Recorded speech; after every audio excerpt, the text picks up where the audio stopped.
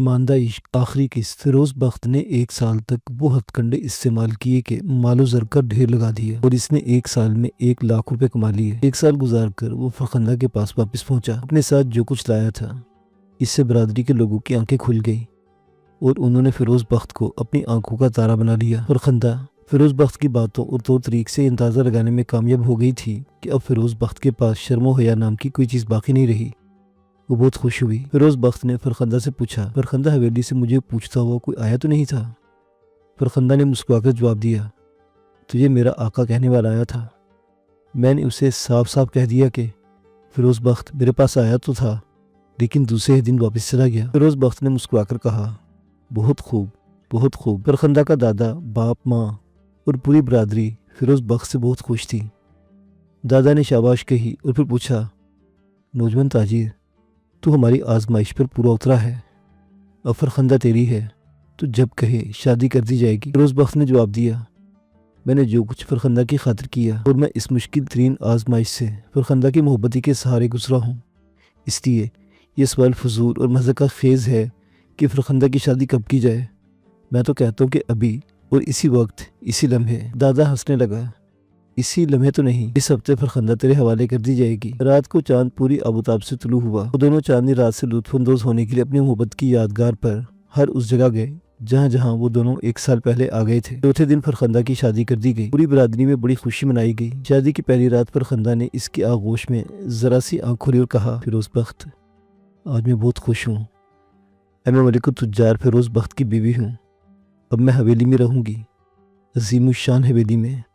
فیروز بخت نے کہا، جب تو ملک التجار کی بیوی ہی بننا چاہتی تھی اور اس میں فخر و انبساط محسوس کرتی تھی تو مجھ سے 1 سال تک بھی خواہ منگوا لی، تو 2 سال بھر پہلے ہی ملک التجار کی بیوی بن سکتی تھی۔ فرخندہ نے جواب دیا، نہیں، میں برادری کے کسی فیصلے کو کس طرح بدل سکتی تھی؟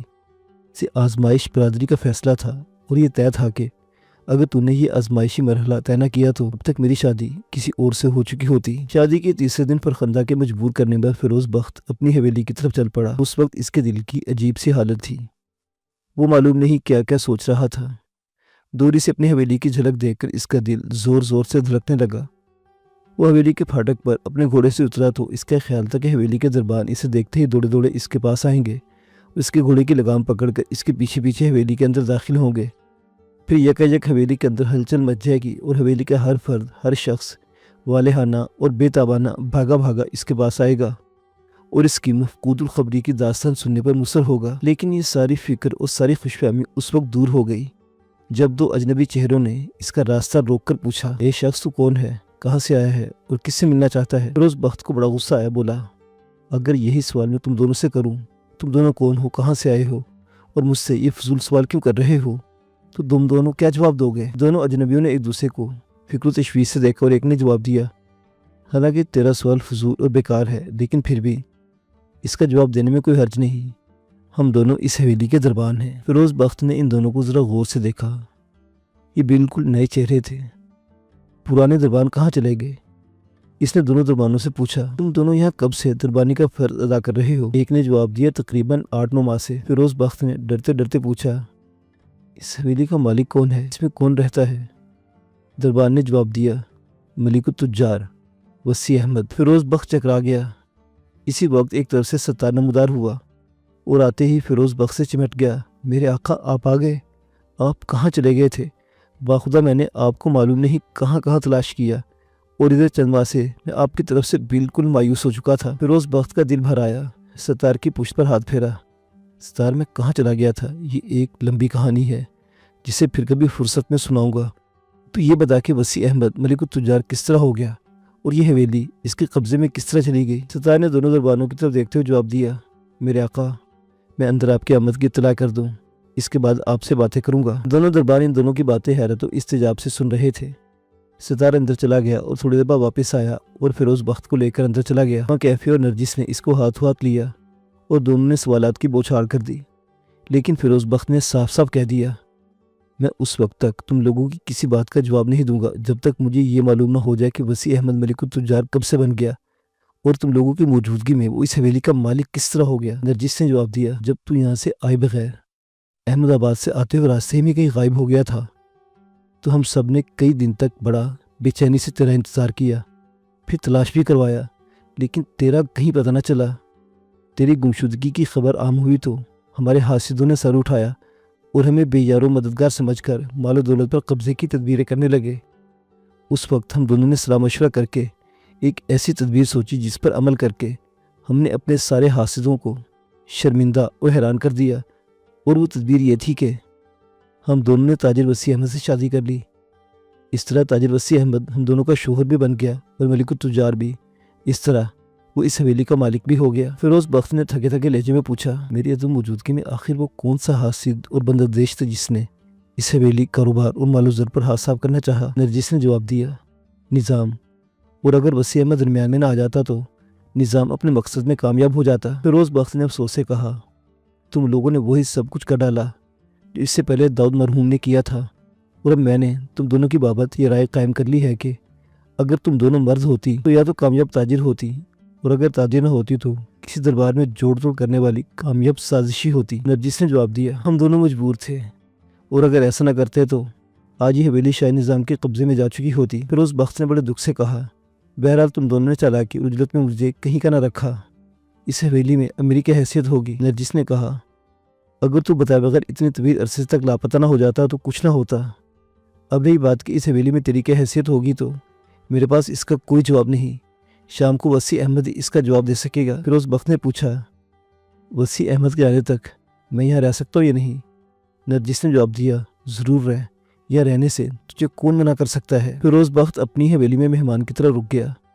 ستاری سے شام تک یہ سمجھاتا رہا کہ وسیع احمد نرجس اور کیفے سے متفق اور متحد ہو کر یہی کوشش کریں گے کہ آپ کو بالکل بے دخل کر دیا جائے، لیکن آپ کا یہ فرض ہے کہ کسی طور بے دخل نہ ہوں۔ اگر آپ کسی مزاحمت کے بغیر بے دخل ہو گئے تو آپ کا مستقبل کیا ہوگا؟ آپ کیا کریں گے؟ فیروز بخت کو اس حویلی اور کاروبار وغیرہ سے بس اتنی دلچسپی رہ گئی تھی کہ فرخندہ اس حویلی میں رہنا چاہتی تھی اور خود ملک التجار کی بیوی کہلانے میں خوشی محسوس کر رہی تھی، لیکن حقیقت یہ تھی کہ وہ بالکل مایوس ہو چکا تھا اور وسیع احمد سے مقابلے کی ہمت نہیں رکھتا تھا۔ ستار کو جواب دیا، عبدالستار، میں مزاحمت کروں گا، لیکن اس مارکے میں مجبوری یہ ہے کہ کیفے اور نرجس نے بغلی گھونسا رسید کر دیا ہے، اور ان دونوں کی وجہ سے وسیع احمد ناقابل شکست ہو گیا ہے۔ ستار کو بڑا کل تھا اور وہ اپنی بے بسی پر ہاتھ مل رہا تھا۔ شام کو وسیع احمد بھی آ گیا۔ وہ فیروز بخت کو حویلی میں غیر متوقع طور پر دیکھ کر حیران بھی ہوا اور پریشان بھی۔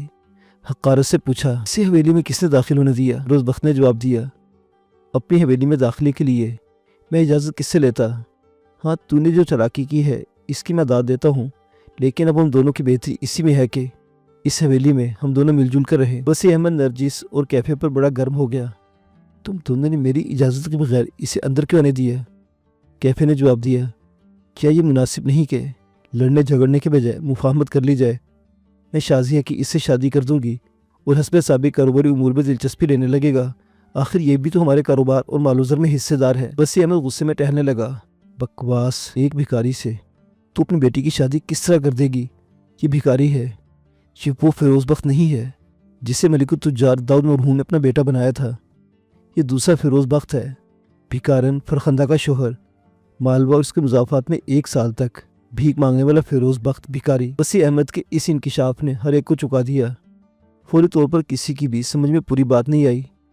فیروز بخت وسیع احمد کی باخبری پر حیران رہ گیا اور تردید یا تصدیق میں ایک لفظ بھی ادا نہ کر سکا۔ وسیع احمد نے اسے جھنجھوڑا، تو خاموش کیوں ہو گیا؟ پھر نرجس کیفے اور ستار کی طرف اشارہ کرتے ہوئے بولا، بولتا کیوں نہیں؟ ان سب کو اپنی ساری رودات سنا کیوں نہیں دیتا؟ تو 1 سال تک لاپتہ رہا۔ یہ لوگ 1 سال کی رودات بڑی توجہ سے سنیں گے، لیکن میں یہ بھی جانتا ہوں کہ تو پچھلے 1 سال کی داستان ہم میں سے کسی کو بھی نہیں سنائے گا۔ لیکن تو مت شرما، میں نے تیرے پیچھے اپنے چند آدمی سائے کی طرح لگا دیے تھے، انہوں نے مجھے وہ سب کچھ بتا دیا جس کے اظہار اور بیان پر تو بالکل قادر نہیں ہے۔ کیفے نے وسیع احمد سے کہا، آپ نے ابھی بھی جو کچھ کہا ہے ذرا دوبارہ تو بیان فرمائیے۔ وسیع احمد نے فیروز بخت کی طرف دیکھا، پوچھا، کیوں جناب، میں غلط تو نہیں کہہ رہا؟ فیروز بخت بدستور خاموش رہا۔ وسیع احمد نے اندازہ لگایا کہ فیروز بخت ہار مان چکا ہے اور ایک آدھ جملہ، ایک آدھ زوردار حملہ کر کے اس کو چاروشانی چت کر سکتا ہے۔ وسیع احمد نے کیفے سے پوچھا، کیا تو اب بھی اپنی بیٹی کی شادی اس بدنام اور رسوائے زمانہ نوجوان سے کر دینا چاہتی ہے؟ اگر ایسی کوئی بات ہے تو میں بھی اس رشتے کو اس لائق نہیں سمجھتا کہ اس پر غور کر کے اپنا وقت ضائع کروں۔ وسیع احمد نے مزید کہا، حویلی والوں، ابھی میں نے جو کچھ کہا ہے اس میں حقیقت ہے، سچائی ہے، اس لیے میری باتوں پر غور کرنا تم سب کی ذمہ داری ہے۔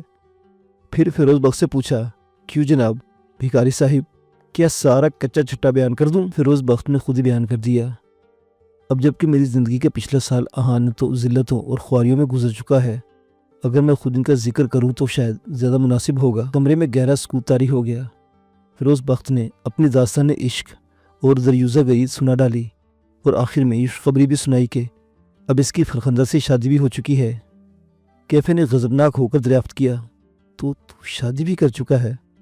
تو نے 1 سال تک بھیک مانگ کر اس کی شرط پوری کر ڈالی؟ ستار کو اس داستان کی سچائی پر کوئی شبہ نہیں تھا، کیونکہ وہ فیروز بخش اور فرخندہ کی محبت کی شدت سے کسی حد تک واقف ہو چکا تھا۔ اس نے بڑی حسرت سے کہا، اے کاش خدایا یہ جو کچھ میں نے سنا ہے غلط ہو۔ کیفے رونے لگی، افسوس کہ میں نے سوچا تھا کہ اب شازیہ کی شادی تجھ سے کر کے تیری عزت اور مرتبے میں 4 چاند لگا دوں گی، لیکن تو انتہا کا بد قسمت نکلا۔ وسیع احمد نے سختی سے کہا، برخودار، میں ملک التجار ہوں، اس وقت تو یہاں سے چلا جا، ورنہ میں دربانوں کی مدد سے تجھے دھکے دے کر نکلوا دوں گا۔ فیروز بخش اکڑ کر کھڑا ہو گیا، میں نہیں جاؤں گا، کیونکہ اس کاروبار اور اس سے متعلقہ مال و زر کا سب سے بڑا حقدار میں ہوں۔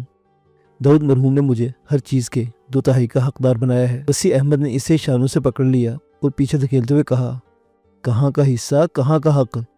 تو فوراً دفان ہو جا، ورنہ میں تجھے قتل بھی کروا سکتا ہوں۔ ستار نے فیروز بخش کی خوشامد کی، میرے آقا ان سب کا کہا مان لیجئے اور یہاں سے چلے جائیے۔ فیروز بخش کی سمجھ میں بھی یہ بات آ گئی۔ وہ کمرے سے باہر نکلا، ستار اس کے ساتھ تھا۔ حویلی کے پھاٹک پر گھوڑا اس کے حوالے کر دیا گیا اور فیروز بخش اس پر سوار ہو کر پتاوا آباد روانہ ہو گیا۔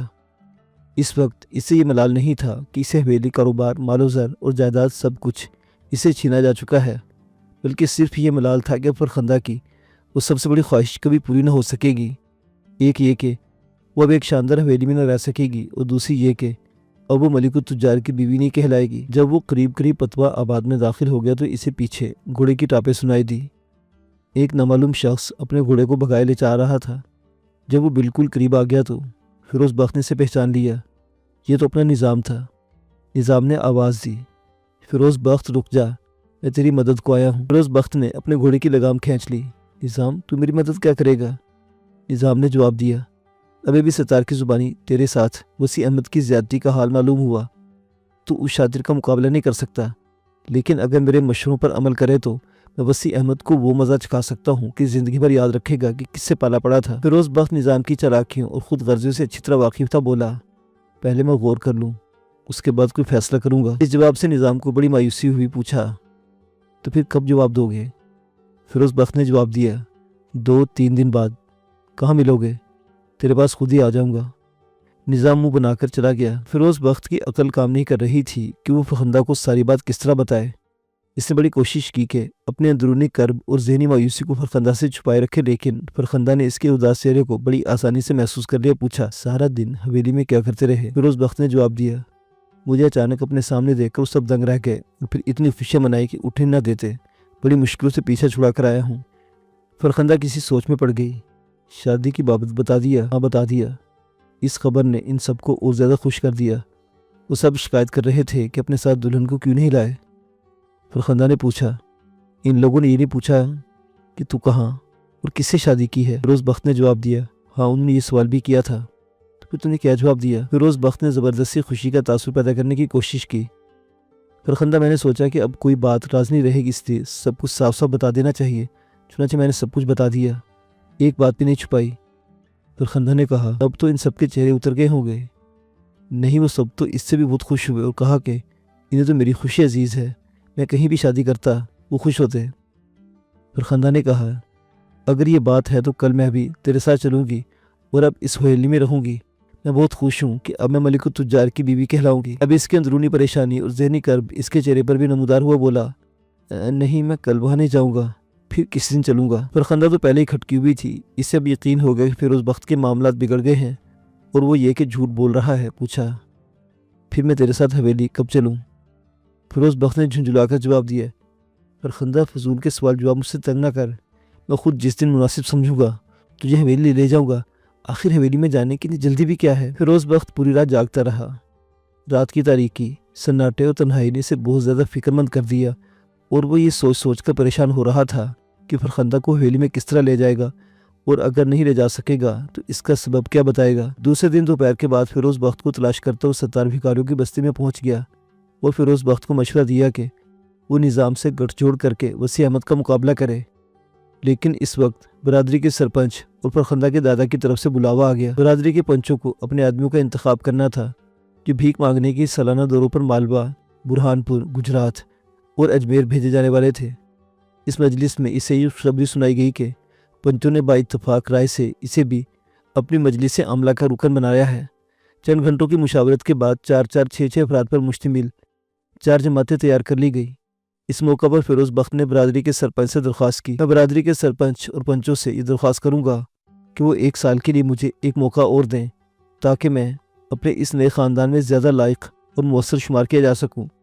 دادا نے پوچھا، تیری حویلی اور کاروبار کا کیا ہوگا؟ فیروز بخت نے جواب دیا، اس برادری میں شامل ہونے کے بعد میرے رشتہ داروں نے بغاوت کر دی ہے، اور اگر میں ان کے بغاوت کو کچلنا چاہوں تو مجھے کئی خطرے مول لینا ہوں گے۔ پہلا خطرہ تو یہ ہے کہ میں قتل کیا جا سکتا ہوں، دوسرا یہ کہ میری حیثیت کا علم ہر شخص کو ہو چکا ہے، اس لیے وہ تمام حضرات مجھے میرے خاندان سے نکال چکے ہیں جنہیں میں ہمیشہ اپنا عزیز اور رشتہ دار سمجھتا رہا ہوں۔ دادا نے جواب دیا، مجھے کوئی اعتراض نہیں۔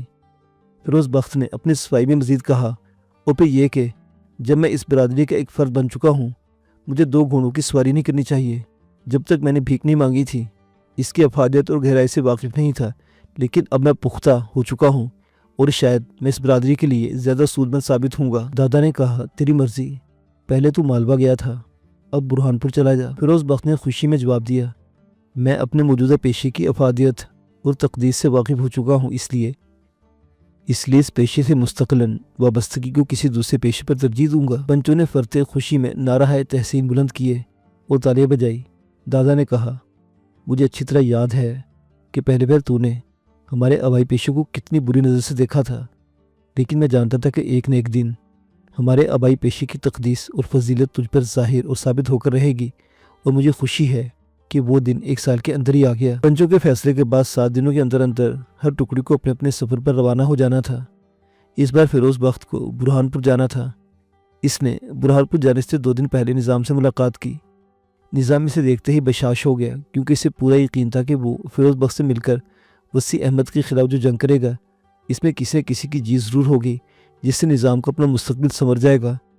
لیکن جب فیروز بخت نے صاف صاف کہہ دیا کہ وہ وسیع احمد سے نہیں لڑے گا اور اپنے حق سے دستبردار ہو رہا ہے، تو نظام حیران رہ گیا۔ اس نے پوچھا، پھر تو زندگی کس طرح گزارے گا؟ فیروز بخت نے جواب دیا، نظام، میں نے اب جو پیشہ اختیار کیا ہے وہ داؤد مرحوم اور وسیع احمد وغیرہ کے پیشوں سے بدرجہ بہتر ہے۔ میرے اس پیشے میں دوسرے پیشوں کی طرح جان نہیں کھپانا پڑتی، اور پھر یہ کہ میں جو کچھ کماؤں گا وہ سب میرا ہی ہوگا، اور اس میں اور کوئی شخص دعوے دار نہیں بن سکے گا۔ نظام کی رال ٹپکنے لگی۔ فیروز بخت، میں خود بھی بہت پریشان ہوں، مجھے بھی اپنے پیشے میں شامل کر لے۔ فیروز بخت نے جواب دیا، میں اپنے پیشے میں تجھے شریک تو کر سکتا ہوں، لیکن یہ میں جانتا ہوں کہ تو کم ظرف انسان ہے، اور جب تک تو ان حالات کا شکار نہ ہو جائے جو کسی بھی شخص کو اس پیشے کی طرف مائل کر سکتے ہیں، تو ادھر نہیں آئے گا۔ نظام نے کہا، آخر اس پیشے کا نام کیا ہے؟ تو کس پیشے کا ذکر کر رہا ہے؟ فیروز بخت نے جواب دیا، بھیک۔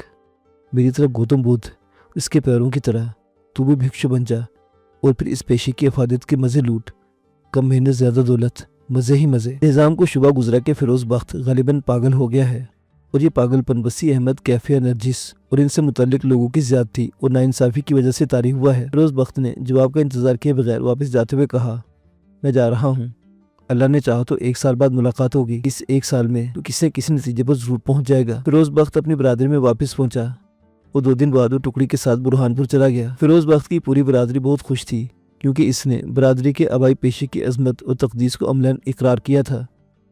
لیکن فرخندہ بہت اداس اور مایوس تھی، کیونکہ اب وہ اچھی طرح یہ بات معلوم ہو چکی تھی کہ اب وہ کبھی فیروز بخت کی حویلی نہیں جا سکے گی، اور یہ کہ کوئی اسے ملک التجار کی بیوی بھی نہیں کہے گا۔ ان غموں نے اس کے دل پر بوجھ رکھ دیا۔ چنانچہ فیروز بخت کی موجودگی میں تو وہ خاموش رہی، لیکن اس کے جاتے ہی فرخندہ پھوٹ پھوٹ کر روئی۔ برادری کے لوگ یہ سمجھے کہ فرخندہ اپنے شوہر کی عارضی جدائی پر رو رہی ہے، لیکن وہ اپنی اندرونی کیفیت اور غموں کی وجہ سے زار و نزار ہو رہی تھی۔ برادری کے لوگوں نے بڑی فراخ دلی سے فرخندہ کو صبر کی تلقین کی۔